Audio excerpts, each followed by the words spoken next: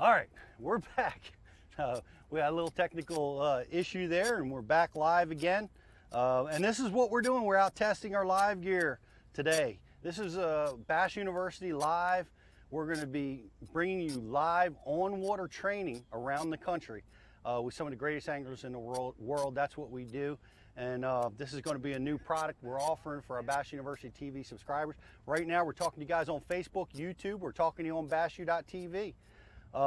We've got a lot of great stuff going on. If you're watching us on Facebook and YouTube, come on over and check out bassu.tv. You can try it for free, 10 days. For all you fishermen that like to hunt too, a couple weeks, man, we've got the biggest discount program we've ever had with Flambeau Outdoors. We're going to be able to provide you guys an opportunity to buy hunting gear, fishing gear from our friends at Flambeau. So you don't want to miss that. So that's for subscribers only. So come on over and check it out. And right now, we're stopping at another neck point, another, you know, if you watched the earlier episode, we fished a bridge. These bridges are constricting the current, making it go a little faster. Great places to look for fish. I've not fished this lake before, so I'm looking at it for the first time, and we're coming up on another constriction here, and we're going to give this a shot. I also see a lot of pads around here right now, and I'm sitting in real shallow water through here, and I got to imagine it's a little deeper than it has been. We've experienced a lot of rain in recent days, and it's bringing this water level up. I can see that the bushes are flooded. So I imagine these pad fields probably have a little bit more depth than they normally would. So I'm looking at these pad fields as a potential opportunity to, you know, pick off a few predators, thinking that, well, the water's up and it's got to be starting to drop. So the points of these pad fields is a great place to look, and these isolated pads, like, look at this. You know, a lot of guys get, you know, ask questions about, man, there's so many pads. What, you know, where do I start? What am I looking for? But right here is a point of pads, and it's unique because it's got a little isolated island of pads that come out off the point, and this juts out a little further into the current than any of the other pads along here. This is a great place to look for a predator to set up. So we're gonna, I see a couple other isolated islands here. So we're gonna go ahead and fish down through here. Right now I'm using a chatterbait, and the chatterbait is the tool that has been most successful, that has drawn a few, or drawn a strike from a big fish. There was a couple fish that jumped out of the water over there. This morning. Jeff's talking, I just commented about a couple fish jumping out of the water, and you want to pay attention to that stuff. A lot of people get sidetracked and distracted by fish jumps, and I've been watching, there's some fish jumping in and around this bridge, and they've been doing it since, really, we've been sitting out here, and they appear to be bait fish. They appear to be small fish, and that's good. You know, they're out here feeding, doing their thing. They might start grouping up in an area like this to feed on, you know, all the little morsels, the plankton that they like to feed on. But anytime you're going to see that around, you want to pay attention to it. But when it comes to fish jumping, there's a couple things I really like to pay attention to. When you see a fish jump and you see a disturbance in the surface, I always look to see if I see bait fish scatter. And that's a sure indication that you've got a predator in the area, and he might have blown the fish out of the water, and the bait fish are scattering. So you want to look at that. You want to look for that. You see that, boy, you want to cast over there for sure. But anytime you see bait fish present, you want to cast in and around them. And, you know, it's likely that the bait fish are, and I see some disturbances right here by bait fish. But anytime you got a school of bait fish, you're likely to have predators around chasing them. And these lily pad stalks are so tough that, you know, it can even break your 20-pound test. I'm using 20-pound test fluorocarbon on my line, or on my rod, on my chatterbait rod right now. So I'm gonna go over and try to release that from it. Sometimes you actually got to get in there and get these guys off, and I think I'm gonna have to do it for this one. These stems are so tough. Got you. Well, we're holding a lot of water around here. Well, not as much as I thought. Once I get back up in here, I can see that my trolling motor prop is stirring mud, so it gets awful shallow quick once you get up in these pad fields.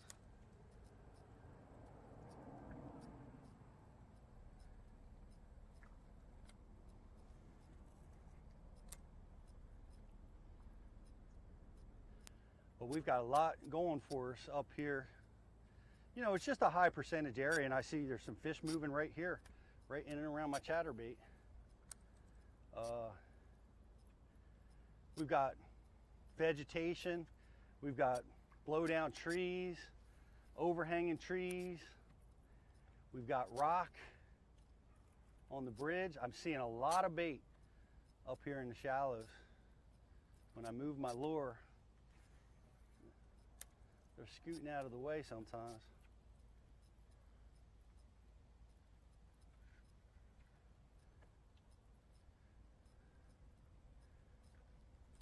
All good signs, you know.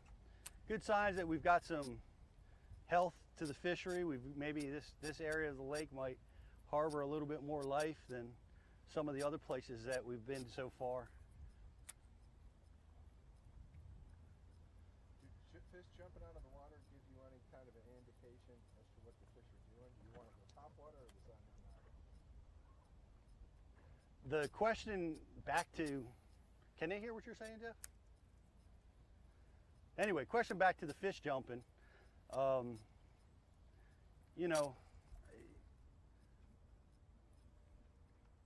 if I see the bait fish scatter, I'm going to assume it's a predator. I'm going to go after them with whatever I'm throwing, maybe a topwater, maybe a spinnerbait, crankbait. Anytime that happens, I'm going to go with that. If I see bait fish just randomly flipping, or I see fish that are moving where there's no bait fish present, it changes what I think about it. You know, I'm always going to concentrate on where I see fish flipping, whatever it is, and it could be a topwater, it could be crankbait, it could be, you know, any style of bait. But when I see those fish busting and that bait fish scattering, you know, I'm definitely going to be looking at topwater. I'm going to be looking at swim bait style presentations. But right now, I'm concentrating on the edges of this stuff because the fish are most likely, the predator fish are going to set up, and a bass is an ambush feeder. He's going to set up on the habitat that's adjacent to where there's any bait fish, where there's any current. No questions. He likes to storm out and get bait. So he's going to be on the pads.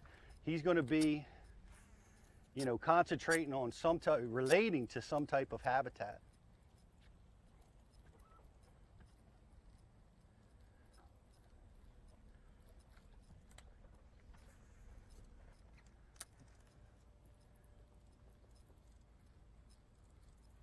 We've got good shade lines too, and on a day like today, that can be a factor, is following these shade lines around.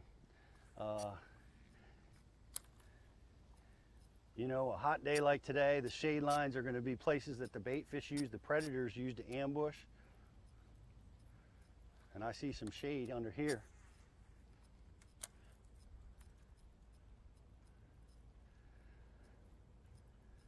I'm going to skip my chatterbait up in there.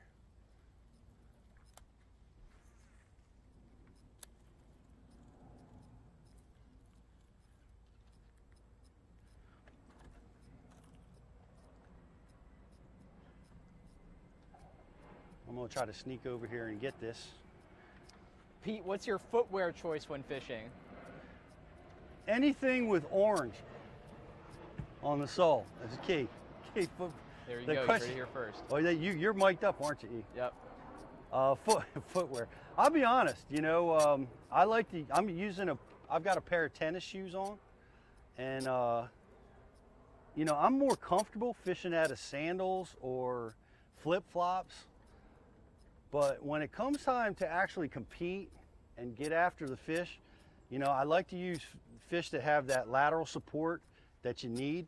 You know, you know, sometimes you got to move around the boat. Sometimes you got to be back at the outboard.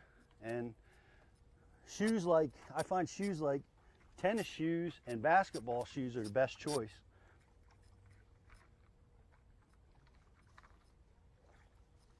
Now in this situation,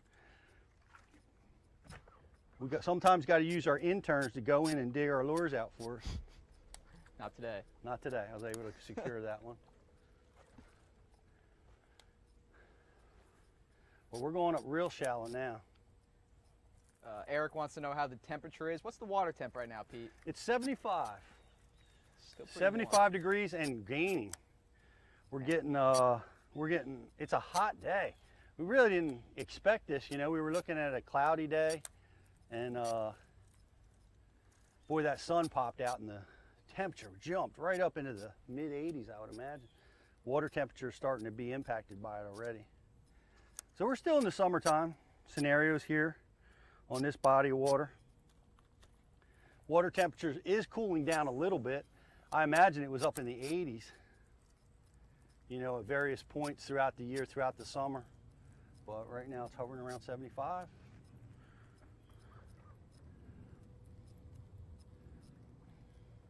Yeah, it got up to the high 80s here in the peak of the summer. Yeah, Eric the intern and Brian the carpenter won a tournament here Thursday nighters, baby. earlier this year. Ben says it's good to know even the pros get hung up. If you're not getting hung up, you're not doing it right. You got to get into that habitat.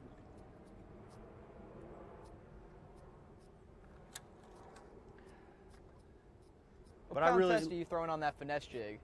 What is it now? What pound test are you throwing on that finesse jig? I like to throw 20-pound test on my finesse jig. Especially you can see the wood, the rock that I'm dealing with here.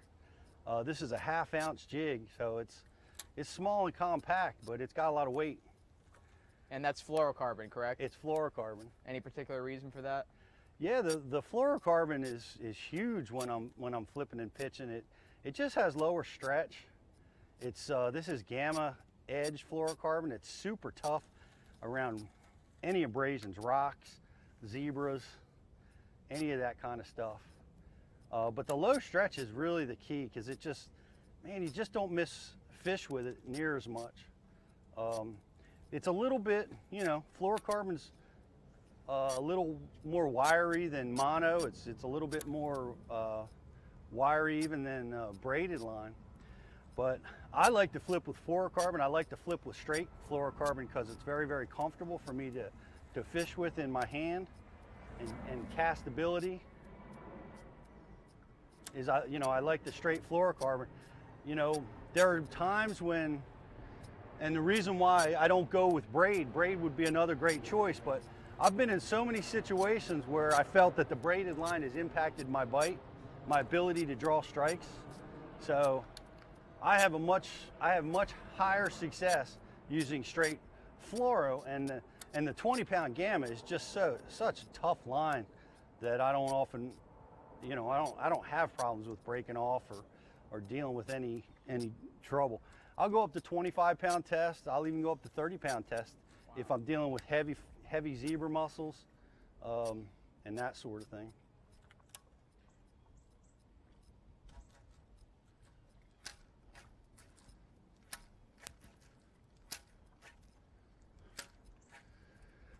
And this is interesting because what we've got here, and I'm going to stop and I'm going to pick up a square bill because I see there's a lot of current. I'm going to go for a moving style bait to see how that impacts things. But we've kind of got wind against the current situation. The current's going that way, but the wind is really picked up here in recent hours, and it's causing really the flow to come this way. Oh, that's a nice one. That's a nice bass.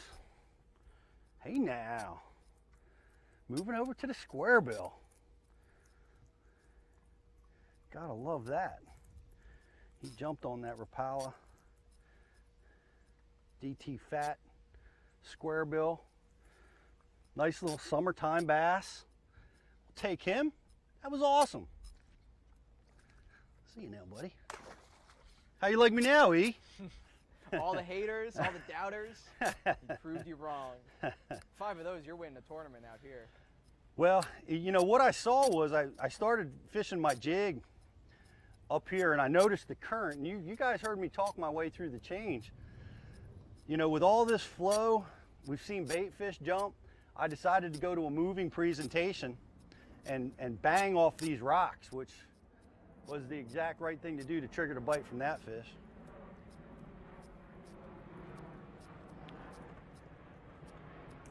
So Pete, do you throw any micro finesse jigs? And if so, what conditions would you throw it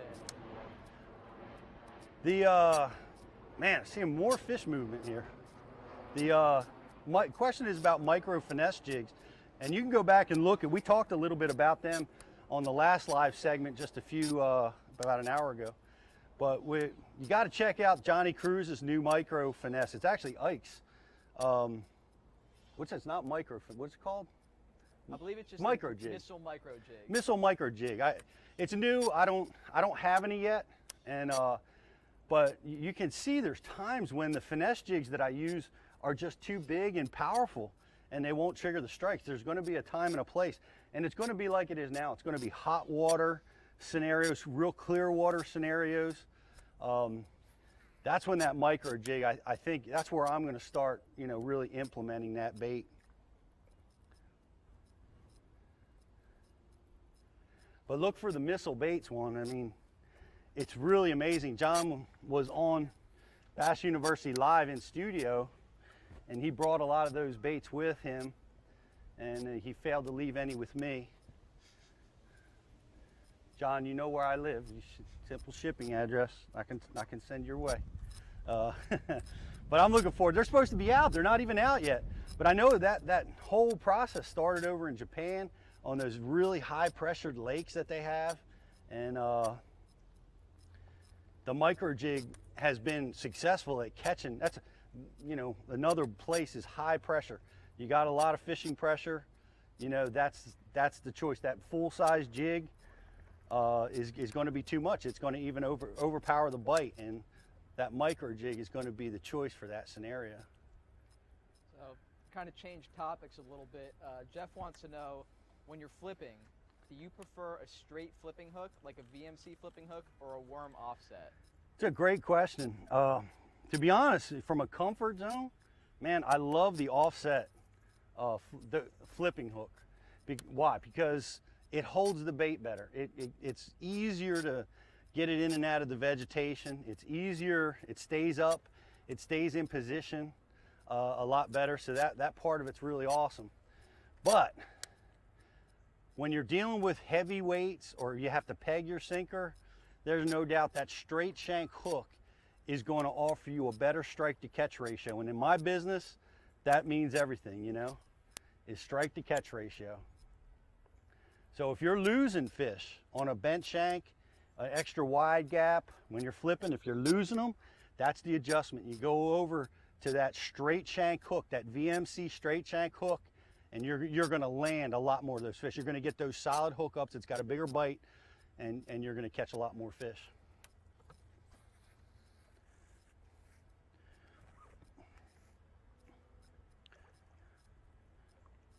I don't know if you guys noticed that, but when I got into this really dense cover over here, I started flipping my crankbait, pitching it rather. And a lot of guys, you know, feel like they got to roll cast or they got to make some super spectacular cast to get up in there. But one of the best casts that you can use to get your crankbait up in the habitat is a pitch cast.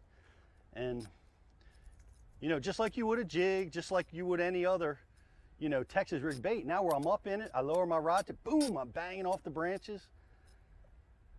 And it's very difficult to make that cast, you know, with a roll cast, but I can do it really nice with a flip cast. I keep calling it a flip cast. It's a pitch cast, but you know what I'm saying. How long will you spend on a particular piece of cover making casts like that? Does it depend on how the day's going, or what does that really, how does that dictate? It depends. Like, how long would you spend on any particular piece of cover? It depends on the situation. You got positive fishing conditions like we have now, like it's warm, wind, current, you know, you expect to get bit, and we did. All right, now that I've gotten bit, I'm going to spend a little bit more time because I know how tough this lake is. We've spent an hour and a half filming and where we didn't catch anything.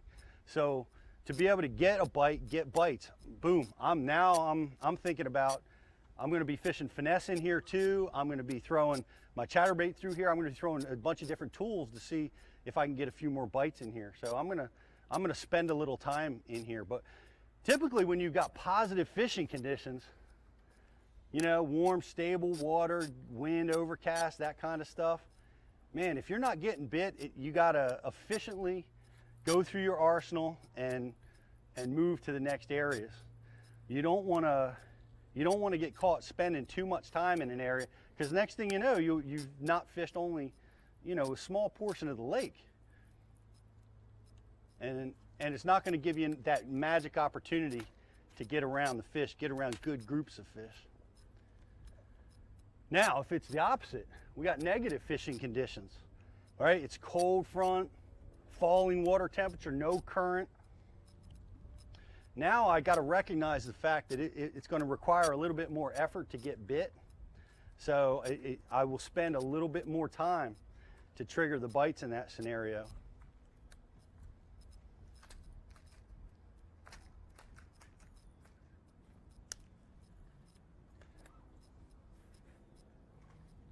Back on YouTube, Mitchell wants to know, when the water's muddy, like it is here, and you're trying to imitate minnows or shad, what's the best presentation?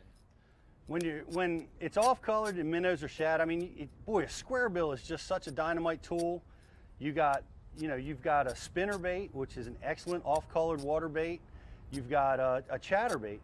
They're dynamite in the stained and off-colored water scenarios. And we just saw the square bill trigger a strike. But those are dynamite. Now, this water, you know, it depends on what you're used to, but this water is muddy to some, it's clear to others. I mean, we've got about 6 inches of visibility here. You know, there's times when I'm fishing in water where there's no visibility, you know, so I would say water with this clarity, you can get away with swim baits, even, you know, to represent a minnow. Or so don't discount that just because the water's off colored. These fish live in this stuff and they can find it, especially if they're used to living in it. You know, now if it's water that's freshly muddy, you know, boy, that changes your approach quite a bit. Water that was clear and is now muddy is much more challenging to trigger the bites, and you got to have a bait that can find, you got to have a bait that can feel. And you know, in the real muddy situations, you know, the big thumping square bills, big Colorado bladed spinner baits, you know, or not necessarily big, but something with a presence in the water, something that those fish can track down, they can hunt. But boy, look at all this water coming through here. It's really surprising, and as I'm fishing through here, and I'm wondering about the tidal influence on this body of water, because this is connected to the Delaware River. And the Delaware River has a tide, and I think I'm seeing it here. I think I'm seeing the incoming tide, because the water should be running out to the river, but it's coming back in, it's coming in, it's hauling in. So I got to think maybe it's incoming tide coming up over that spillway over there, which is impacting this bridge, which is not a bad thing. Obviously for us, it produced a strike.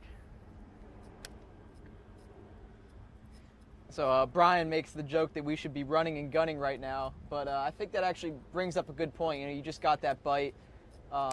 What decisions do you need to make to decide, okay, I'm going to sit here and keep fishing this piece of cover, or okay, I just got that bite, now time to run some cover down the lake that looks similar and maybe get another bite? Well, it's a good, you know, choice. You know, what we're doing is we're fishing these high percentage areas, and we are running and gunning as much as we're capable to do under the, you know, the filming constraints that we're on right now. We moved from one bridge section to the next bridge section. So we've got several of these that we could hit down along through here and we've got really good current. Now this current is new. This is brand new. So what this tells me is that the bridge that we fished earlier, which had less current on it, now has a lot more current on it. So I want to go back and fish that bridge again. And, you know, run and gun fish places like this is certainly a good choice, Brian. Is that BTC? It is BTC. BTC in the house. I thought you were out fishing today, BTC. I guess he's back already. Maybe he's watching up on the front deck of my boat, of his boat. That's what I do with Bassmaster Live. I'll have my phone up there playing Bassmaster Live while I'm fishing. Imagine that. I'm out fishing, watching the guys fish. Can't get enough. Can't get enough of this stuff. What is it I want? But we're gonna fish through here. I'm gonna roll this. See what's happening is this wind and this current is blasting in on this bank. So I'm gonna give this a fair shot, make a few throws down here, and then we're gonna roll back through that bridge a little bit. I'm gonna drop down, throw a shaky head around, play a little cleanup, you know, to see if there's a fish that I may have missed that wasn't gonna chase. Because the fish that bit the square bill, he just had the rear hook, and that's something important to pay attention to. I always do. If he's just got the rear hook, then you know, he's not really that committed to that bait, and that's a big deal to pay attention to. Didn't want it that well. I tricked him into it.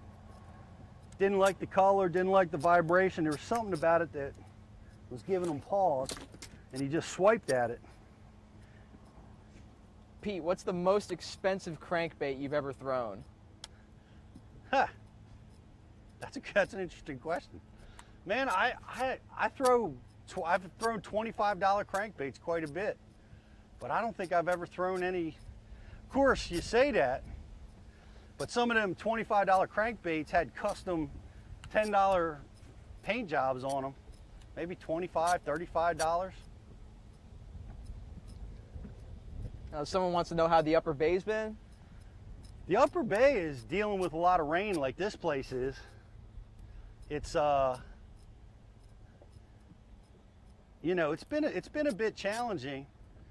You know, the hurricane dumped rain all over the region, the northeast region, and it's still coming down that Susquehanna. It's been raining nonstop. That all being said, I don't know any place within 500 miles of here that you can go to and expect to have a shot at a 5, 6, or 7 pounder every single day you go fishing. It's an amazing fishery even in the worst conditions. I'll be spending most of the fall down there this year, running guide trips, running on-water training trips.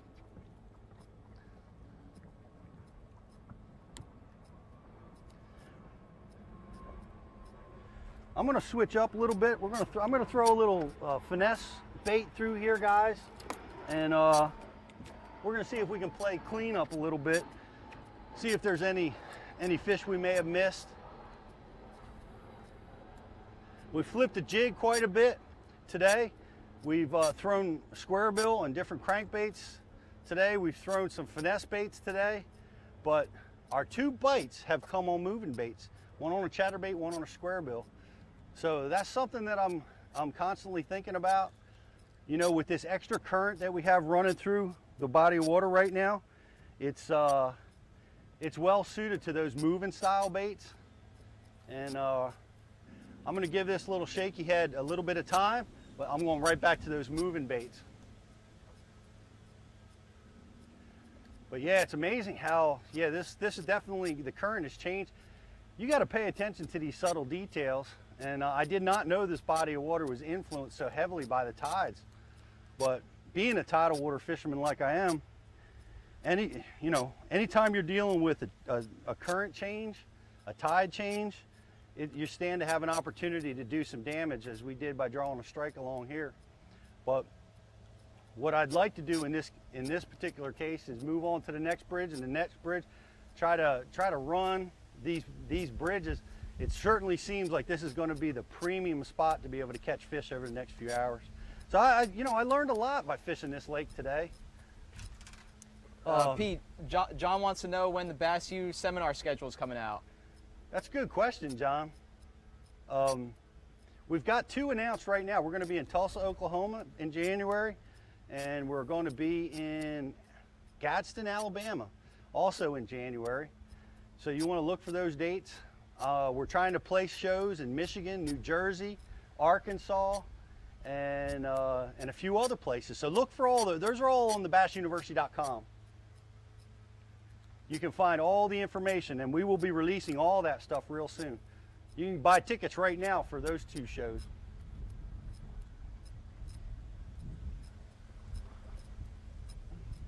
So I know we talked about gear ratio when crankbait fishing during our last live, but Drake wants to know, if you're throwing a deep diving crankbait versus a shallow diving crankbait, does that gear ratio change for you at all, or do you stick to that faster gear ratio? You know, it depends. You know, when you're talking deep diving, it's relative. You know, you got to be careful with the really super deep diving crankbaits. As I try not to crash into the bridge as we go through here. The super deep crankbaits, you can actually over crank them with a high-speed reel and reduce the depth that those baits will go. So you've got to slow down your retrieve a little bit to be able to get them down to their maximum depth.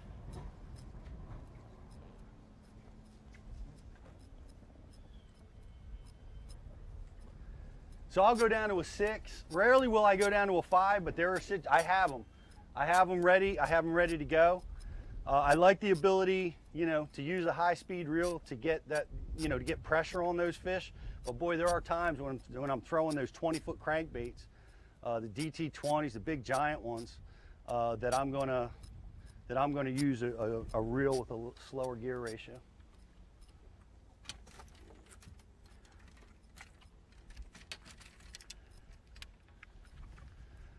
Make a few flips in here, boys.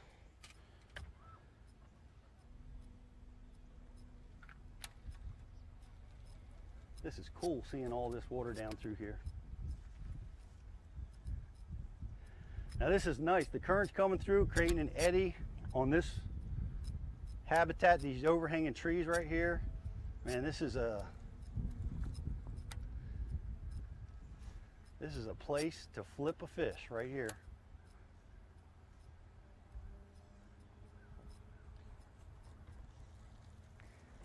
That same guy that asked you about the Upper Bay observed that before we had all the rain in July and August, he said it was like the best he's seen it in years. Would you agree with that, or how was your fishing before the rain hit versus after all that rain hit? Man, it was real good, and I have to agree. The bay was alive and well.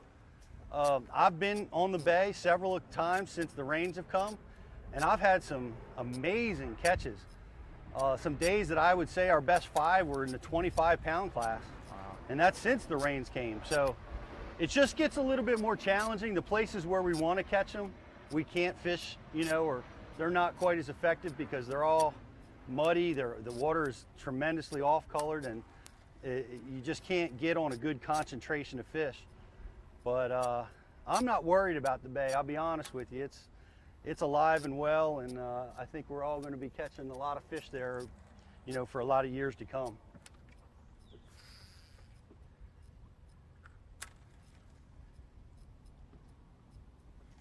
My brother from another mother.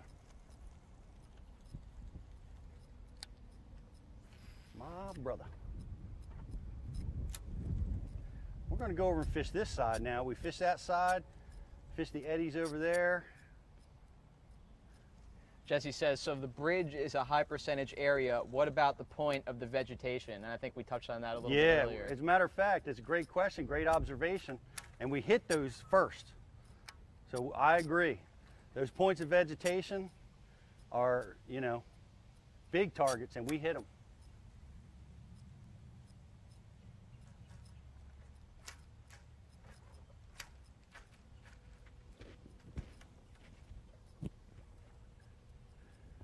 Because you want to try to visualize as you see this current pushing through here, incoming tide. You can see it washing on these pads. Oop, as I jam myself up here into the tree. Got to come back here, try to get this out. Who asked that question? I gotta go back to Facebook. Jesse.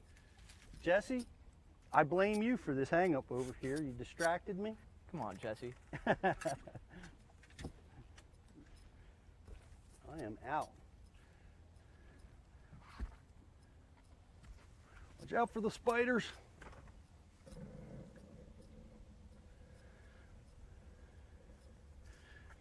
Guys. Jason Elam says whenever you have overhanging trees, watch out for the snake. Jason Elam talking about snakes, and he's right, man. Watch for the snakes. Jesse, James, the champ, Bassmaster Elite Series champion. That is the story. I called him Jason all the time because of the football player. Well, I called him Jesse. You called him Jason. His name's James. The whole world knows him now. Putting the beat down on everybody down in Georgia, catching spotted bass topwater. How does rising water impact the behavior of your forage fish in that area? Rising water is a challenge. Like, we've got the beginning of incoming tide here and the water's rising, but when you hit the beginning of the tide, it's always real good. That first hour is great, because then what happens is the water comes up, man, the bait fish scatter, the bass go inactive in a lot of situations, and that happens whether you're on a tidal water or whether you're, fishing, a lake where you've got rain events and the water starts coming up. It can scatter stuff and make things much more challenging on the anglers. But a lot of times when the water gets real flooded like that, you got to get into the hard banks. You got to get to where, the bait fish have no further place to move, and the predators can set up on them and feed. And that's what you're going to look for in that scenario. In a tidal water scenario, it gets hard. Patterning fish on the high tide is the most challenging thing that there is. Certain bodies of water like the Potomac and the Chesapeake, it's not a very dramatic tide swing. It's only a couple feet, so it's not near as challenging to find them at high tide as it is, say, on the Delaware, the Hudson, or Connecticut, or any of the rivers up in the Northeast that have dramatic tide swings.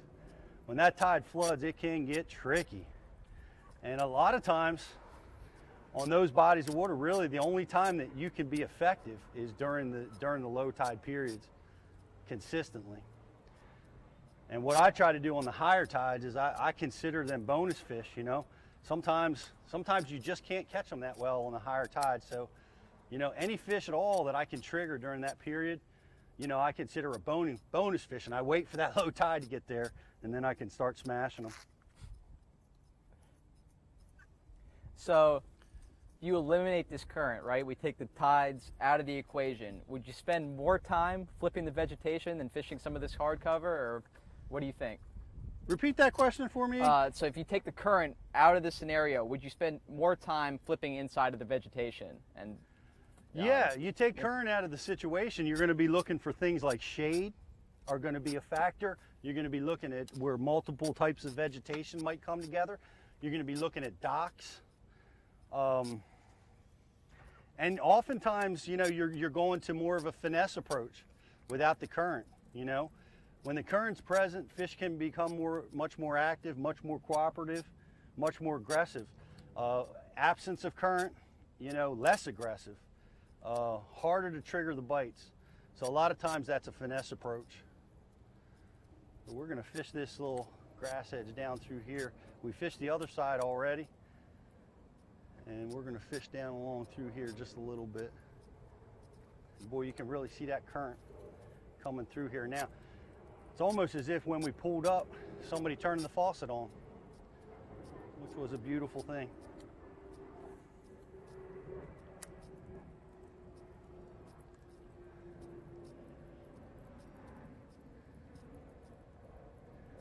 Now, there's a couple different ways to think about, what you're doing. What are you trying to accomplish when you're on a body of water?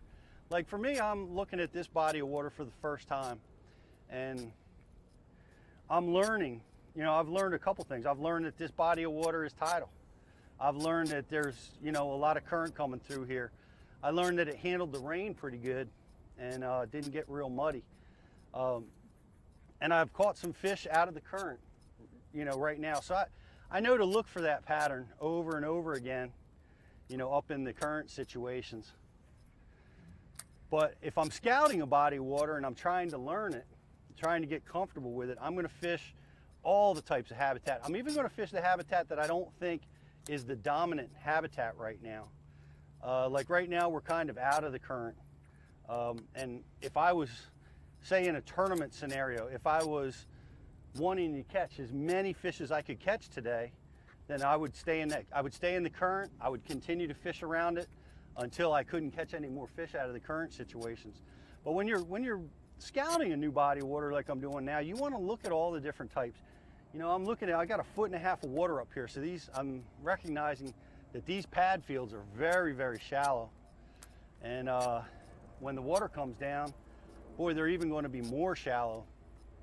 And you know, it's important to know that, like when you get flooded conditions, these pad fields may erupt with bait fish and bass. But in low water conditions, there's probably not enough water here to hold any fish. So Pete, and I'm going to go up and look at these docks. If I had to guess, these docks have very little water on them as well. I can't imagine they're going to have any more depth. so talk about a different bait here. Are you a believer that a spinnerbait is only for cloudy, breezy days, or will you throw one regardless of conditions? It's an interesting question because, you know, I'm always learning. I'm always growing as an angler. I think we all need to, right? It's one of the taglines at Bass University is never stop learning. And that's such an important tagline.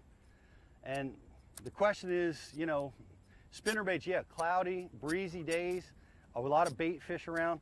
Spinnerbait is an amazing tool. And at one of my trips on the Chesapeake in recent times, we were dealing with bluebird skies, crystal clear scenarios, and you know, not spinnerbait conditions, not what I would call spinnerbait conditions. And one of my customers says, you know, do they eat a spinnerbait on this body of water? And I said, yeah, they do when it's spinnerbait conditions, which we don't have right now. And he proceeded to pick up a spinnerbait and trigger strike after strike after strike in bluebird, slick, calm conditions. So what I discovered that there are, you know, there are rules, you know, rules of thumb that I try to stick to in my fishing, but I try not to get so rigid that I miss an opportunity like that. So I learned that there are times when it's slick.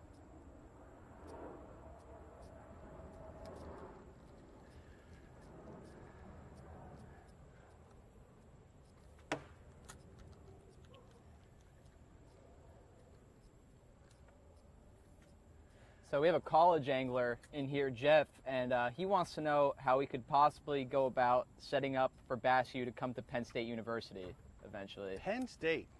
We worked with some of the guys from Penn State over the years. They've helped us and volunteered at some of our Bass universities, and really they need to go contact the Bass University through our website. I'll put a request in there and we'll certainly look at it. We'd love to come out to Penn State. We know Penn State has had a bass fishing team for, geez, a long time now. It's a great fishing school, and you never know, we might be out there. We have been out to Harrisburg a few times, which is real close. Tanner wants to know if you would consider a jig to be the best all-around bait, no matter the time of year or weather condition. Well, no. Well, that's a tough question. It is. A jig is a fantastic all-around bait. You can flip it, you can swim it. There's so much that you can do with it. It catches big fish. What a jig doesn't do that well is catch numbers of fish all the time. So depending on your objective, you know, if you're trying to win tournaments as they exist on the Bassmasters and you want to catch the 5 biggest fish, jig has got to be, it's got to be your most versatile tool. It's got to be what you think of first and last a lot of times. But when it comes to, for instance, MLF style fishing, you know, stuff like drop shots, finesse worms, other tools can trigger big numbers of fish, a lot better than a jig can at times. So you got to take those into account.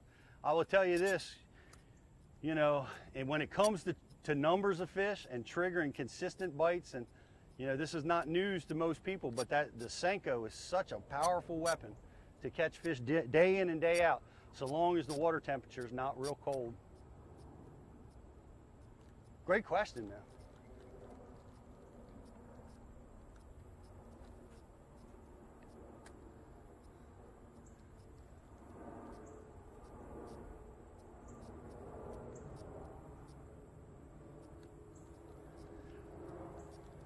Guys, we're going to go up and fish this dock right in front of us here. And once we get done fishing, this is really unique habitat. We haven't seen any of this kind of habitat since we've been here today, is these docks. Now, they have very little water on them. And very, very little depth, you know, compared to what the average depth is on this body of water. But a dock is a dock is a dock. It can hold fish sometimes with just 2 inches of water on it. So Michael wants to know about your decision to use what he called an egg beater, which is a spinning rod, I guess, and spinning reel around these docks instead of a jig or flipping setup. That's a good question, and you know, as I'm sitting here doing it, I'm wrestling with that same option. I should probably sit, you know, drop down and pick up my jig, because I can skip the jig just about as effectively through here. But what one of my big decisions, you know, one of my main reasons I'm making this decision is to throw this finesse worm now, is that I've thrown the jig a tremendous amount today without any action, right? So I'm switching up. I'm giving these fish a chance to look at something a little different, and that's why I'm throwing this finesse bait right now, seeing if it matters a little bit, because I just have not had any success throwing that jig at this stage of the game. Here's an interesting question. How much mindset do you put into the lunar tables for key feeding times? You know, the lunar tables is something that, you know, I'll be honest, I don't pay much attention to. I know some guys do, but in my fishing, I've grown up tournament fishing, or I grow up just fishing on the weekends. And with the exception of this, I'm a tidal water fisherman. And when I'm fishing tidal water, the moon is going to dictate high tide, low tide, heavy current, low current. It's going to dictate all that stuff. So I got to know when the full moon is. I got to know when the new moon is, when I'm dealing with tidal water situations. But I haven't really used it to pay much attention other than that. Of course, I will relay this to you. Talking about the recent Bassmasters tournament, James Elam won. He was fishing in the morning, right? After a full moon. He recognized on the last day of the tournament, they had a full moon with a clear sky the night before. He was figuring that the bass fed, the blueback herrings were active, and they really fed up big time. So that morning, he was anticipating a lower, you know, bite ratio, lower number of bites, concentration of bites, and he was absolutely right. That morning bite didn't happen, and he wound up catching his fish in the afternoon when those fish got hungry again. So it's important, you know, you got to pay attention to it. You know, in my fishing, that's how I use it. I use it for tides. I use it sometimes to predict what might happen with full moon at night feeding. That happens all over the country. So be prepared for that. Bear with me, guys. We're gonna make a little bit of move. You're all right, Jeff, staying right where you're at. And we're gonna go ahead. I'm gonna carry you guys up real quick up to this next bridge. We're gonna try to see if we can't take advantage of that current pattern. We're gonna do this, and we'll finish up on this this bridge up here. There's a lot more water here to cover, but on this live episode today, we've covered about a 12, you know, maybe a quarter mile, half mile stretch of this body of water, and we've learned a lot.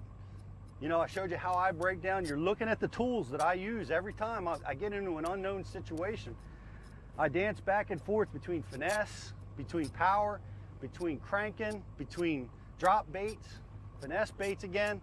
And I just keep switching around and cycling through this process until I can dial in on the best way to get a bite. But right now we notice that the current's blasting on that bridge.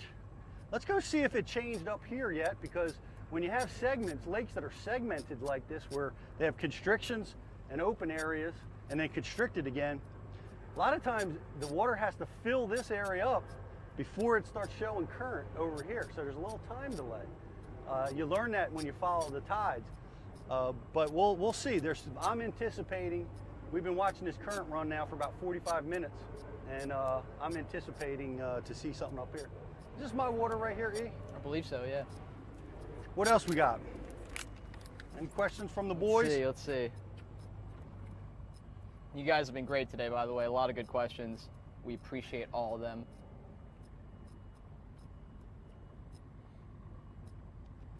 It's hot out here today, boys. Oh my God.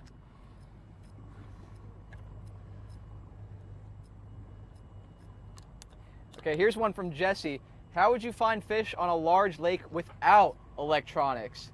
Do you really need electronics in shallow water? Well, you need and can benefit from is the question here, right? You know, you don't need them. You can get away and you can do a lot visually, and we have for years, right? That's how everybody got started fishing. That's how I got started. I didn't have a depth finder, and you know, I used my trolling motor. I used tricks like counting down a jig to see how deep the water was. You know, I used a lot of stuff like that, but you can be a shallow water guy. I tell you what, one of the great stories in professional fishing is Dean Rojas. The first year he fished out on the top 100 tournament trail, did not have a front depth finder on his boat, and he made the Bassmasters Classic. Wow. So yes, can you get by without sonar? Absolutely. Can sonar help you even in shallow water? Oh my, it can certainly help you. It can show you bottom hardness. It can show you shell beds, it's grass, where it's grown, where it's not. Understanding the relationship of depth change and current and how it relates to cover, you know, where the shallow spawning flats are. There's so much that a depth finder can be helpful with, but it's not necessary. You can still go out and enjoy this great sport with, you know, a trolling motor. Heck, you can enjoy it from the bank.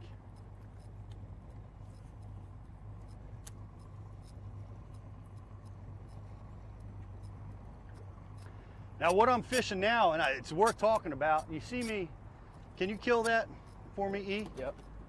You see, we got wood out here on the flats.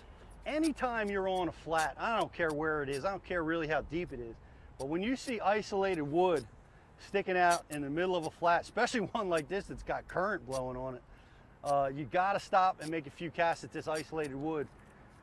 A lot of times, you know, you can get a big predator sitting on these isolated pieces, so they're always, they don't take but a couple seconds to throw at them.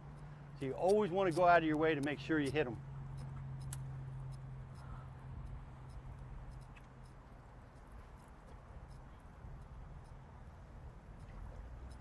All right, let's see what kind of water we got up on this culvert now. Now, when we left here, only an hour and a half ago, the water was going out towards the river. Let's see now if the tide has impacted it and shooting water the other way. Like I said, there's usually a time delay.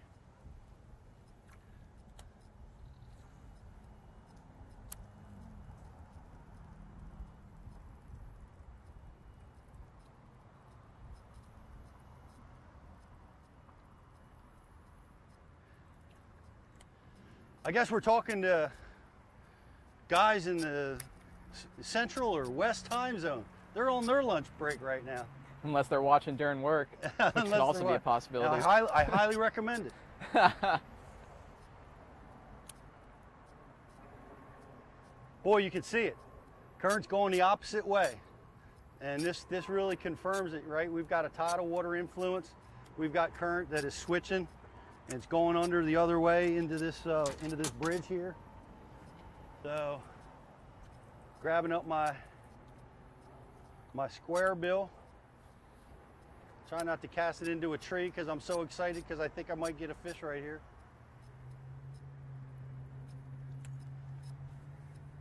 Matthew's watching during work from South Texas. What's going on, Matthew? Yeah. Thanks for watching. Jenny, you bet I'm watching it work. Michael, hell yeah, getting paid to watch. Oh, just hit a little rubble there into the current. Now, this is an interesting scenario, right? We're kind of fishing against the grain, right? We're pulling our baits against the current. Current's flowing that way, and I'm pulling them against the current. It's not necessarily the best scenario, right? We usually want to be downstream, throwing our baits upstream, but in this scenario, we don't have that option. You know, I can't circumvent the current. I can't drive around the eddies. I'm forced to fish right in the mix here. So in that situation, don't be afraid, you know, to go against the textbook and just throw your baits up there. I can't tell you how many fish I've caught fishing, cranking completely against the grain, against the current. So don't be afraid of it.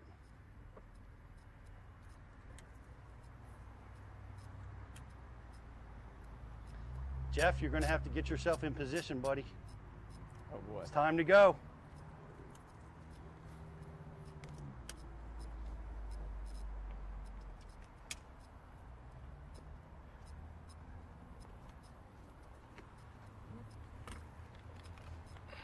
We got to get Indiana Jones on them.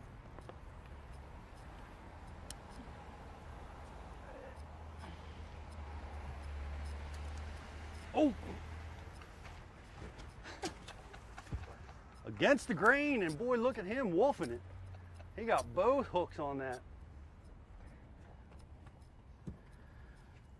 Following that current, taking advantage of the bite. Nice little keeper fish here. I'll take them. Teaching me a lot, but one of the things I want to teach you guys is where that fish came from, because it's so important. Reading current is one of the areas of specialty that I spent a lot of time, spent my whole life fishing around the current chasing these guys, and I love fishing current. And what we've got here is, Jeff, I'm going to have you turn around, and I'm just going to voice over here, but I want you to look at the corners of that bridge, either one, just pick one. In particular, pick the left one if you can. Okay, what you got is you got the current ripping in here, and the current's hitting that wall, and it's driving down the wall into the middle of the tunnel, and you can see an eddy form on both sides. It's a current seam up both sides of that wall. It's calm, it's slack water, and the predator, like that one was, is going to have his nose right on that seam all the way up where that current's rushing by, and he's going to be able to capitalize on a real easy meal, just like that fish did right there. So current seams, reading that water, man, it's a huge asset if you can develop your skills at reading the current. Fishing against the grain, just like we talked about, and we caught that one. All right, I'm going to try to let us float on under there, Jeff, and we're going to fish on the other side.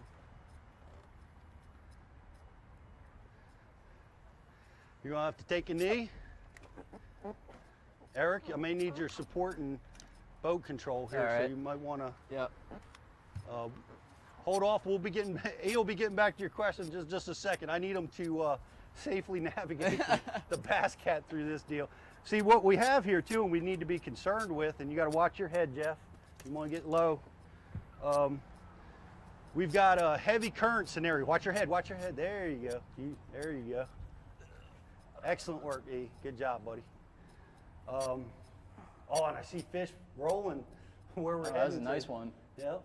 And with extra current, you know, it's going to move your boat really rapidly through. It's going to drive the bite for sure, but the boat starts moving. Oh, a giant spider just came down in the boat. I thought as big as a quarter, right there on the sonar unit. So it's down in the cockpit, so. Spiders was not part of the job description. That means, Eric, you're driving home. He's down under the throttle there. And I don't want to touch anything. Everywhere you look in here is giant spiders and cobwebs. Spider webs. Oh, man. I got like my skin crawling. I saw him. He just came right down. He landed right there. That's crazy.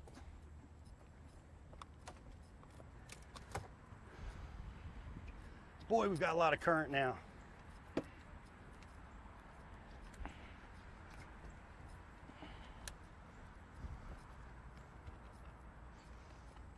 Looks completely different now. Current is ripping through here.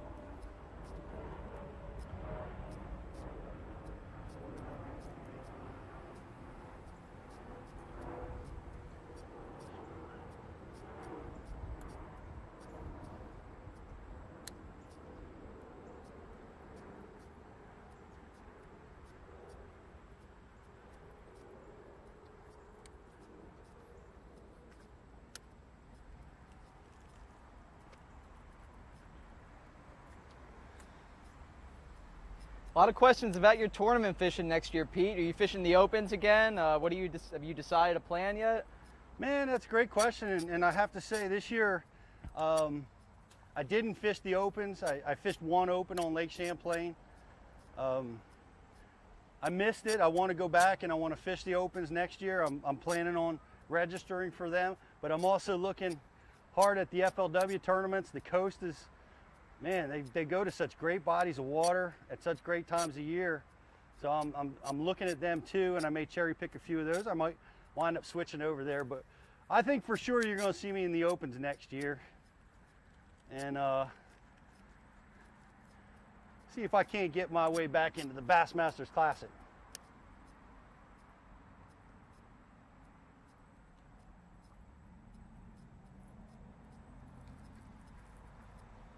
Good one.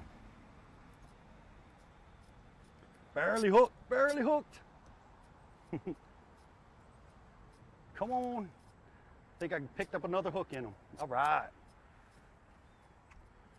Boy, he was so lethargic. I thought I had a, you know, initially I thought I had just a big clump of grass. But here we go. Increase in current, increase in bites. What a deal, you know? Just adjusting to conditions. Working on a bag out here, Pete. Fishing the tides. Like it. Using my Cashin crankbait rod, Rapala DT Fat, square bill, and a chatterbait.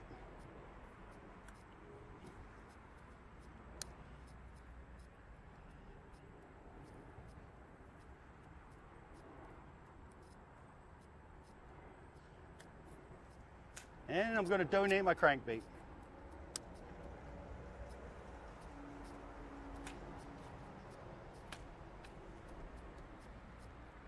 E? Who are you looking at? Can you go get that for me? Oh man, I got to go back into spider habitat. Jeff? Jeff says no.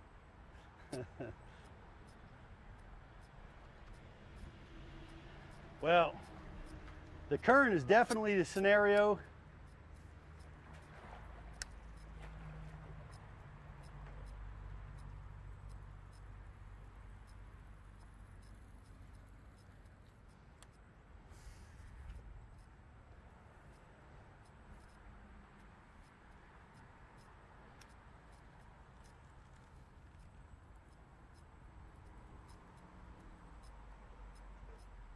Whoa. Did you see that, E? Yeah. He's got a good eye for this. We just had a big boil right there. I couldn't tell if it was a feeding fish or if it was a turtle or what have you, but something was making some serious disturbance right there.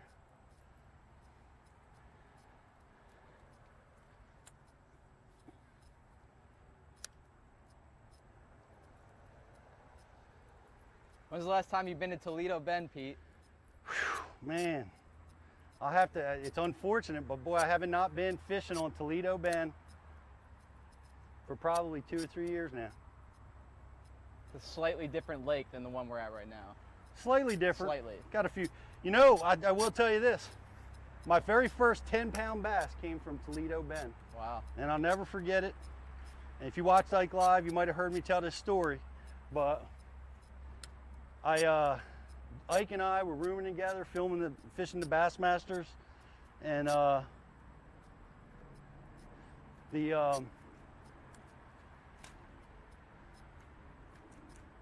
caught a fish on a lipless crankbait, Rayburn Red, on Toledo Bend.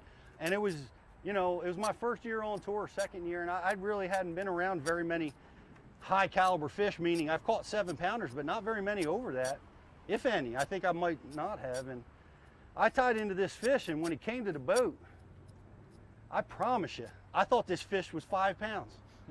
And as I went down to land the fish, I realized that it was as wide as it was long, and which was impressive because it was a fairly long fish. And I go down and I grab this fish. Oh, I'm on fishing line. This is a real difficult situation here to recover from, but gamma line is stronger than whatever was down there. I grabbed this fish up, and I could not believe the size. And I'm like, I'm gonna put this in my boat. I didn't have a scale. Brought it back to our trailer. Mike had a scale, we weighed it, and it weighed 10.01 pounds. Wow. It was my very first 10-pound bass. Can't say I've caught an abundance of them but I've caught a few over the years. But I've always loved Toledo Bend, Spring Creek, fishing hydrilla, fishing up the lake. Just a beautiful, beautiful fishery. Amazing. Guys, I'm going to wrap it up. You got any questions? No, but it was a lot of great ones today, guys. Yeah, a lot of great ones. Thanks, guys. Everybody watching on YouTube and Facebook, watching on Bass U TV. Let me just remind you, man, if you're a fisherman and you're also a hunter, we have some amazing stuff from Flambeau Outdoors that's going to be for our subscribers only. A massive, massive sale. You're not going to want to miss it. And that's going to be available in a couple weeks. We'll let you know all about it on bassu.tv. If you haven't subscribed, check it out for 10 days free on Eric the Intern, courtesy of him. Come on over and check it out. We really think you're going to like it. We're going to be doing a lot more live stuff. We promise we're going to take you to some of the greatest waterways in the world with the greatest anglers in the world. We ran through our test, today. I appreciate all your feedback. We were able to stream live HD, around the world. It was really awesome experience. Thanks again for your feedback. I appreciate it. I appreciate Eric the Intern, Jeff the producer. Appreciate you guys. Appreciate you putting up with the spiders and the snakes and everything else. And thank you everybody for watching. And subscribe to Bass U TV. And we will see. You know what? We've got an Ike Live coming. We want to invite you to come check that out. That's October 9th. October 9th. That's October 9th, right, E? Yes, hey, you don't want to miss that. Here's why. We're going to be talking with the people that are involved in all the tournament trails. BASS, MLF, FLW. We're gonna just filter through all the stuff that's going on out there. We're gonna try to break it down. We're gonna talk to the people, get it straight from the horse's mouth. So it'll be a lot of fun to hear that and see what everybody's perspective and opinions are on that and the future of the sport of fishing. We love it so much. I'm Pete Gluszek. This is Bass University TV Live. We are gonna see you guys real soon. Thanks for watching.